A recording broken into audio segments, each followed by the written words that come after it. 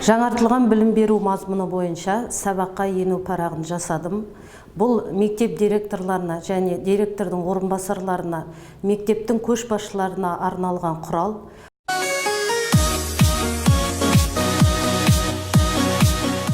Білікті ұстаз.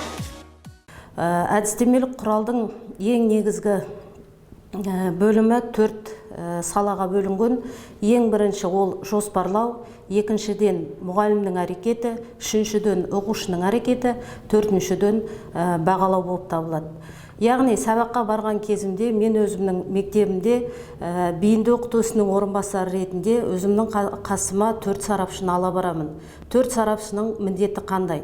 Яғни бірінші сарапшы ол мұғалімнің сабақ жоспарын қарап шығады. Оның өзінің 15 критерийі бар.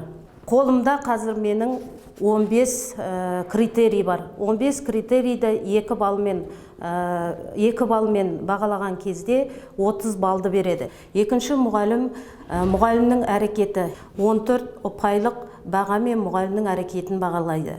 Мұғалімнің іс әрекетінде 14 критерий жазылған. 14 критерийді мұғалім 2 балдық жүйемен тағы да бағалайды.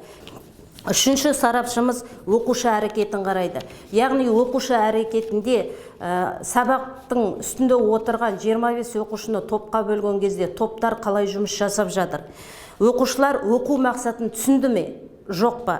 Оқушылар оқу мақсатына қарай сабақтың мақсатын шығара алып отыр ма? Топ ережесін сақтады ма? Оқушылардың өзіндік оқуға белсенді қатысуы қалай жүріп жатыр? Оқудағы жекелей жұптық, топтық жұмыстар қалай жүріп жатыр? Яғни оқушының актыны қалай пайдалануы, мұғалімнің ресурстарды берген кезде ресурстарды оқушы тиімді пайдалана алып жатыр ма? Ойын бүгінгі өмірмен сабақтастырып жатыр ма? Блум таксономиясының 6 түрін қалай бала орындап жатыр деген әрекеттерді үшінші мұғалім немесе үшінші сарапшы қарап отырады.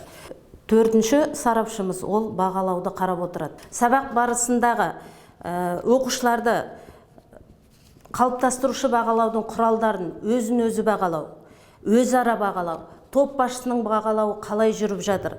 Оқушы жұмысының дескрипторлар бойынша жұмысы іске асырылып жатыр ма? Оқушының бағалауында біріне бірі комментарий жасай алып жатыр ма? Оқушының бағалау өлшемдерін дұрыс пайдалана алды ма деген сияқты төртінші сарапшымыз қалыптастырушы бағалауда өзінің ұпай сандарын қояды. Яғни бұл құрал 2 бөлімнен тұрады. Бірінші бөлім қазақ тілі, орыс тілі, ағылшын тілі пәндеріне арналған, өйткені онда тілдік дағдыларымыз бар.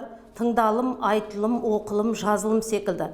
Екінші бөлімі ол жаратылыстану математикалық бағытқа арналған болып есептеледі.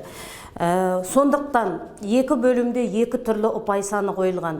Барлық ұпайлар саны 102 ұпай болып саналып отыр. 102 мен 95-тің арасында алған мұғалімнің сабағы жоғары деңгей болып саналады.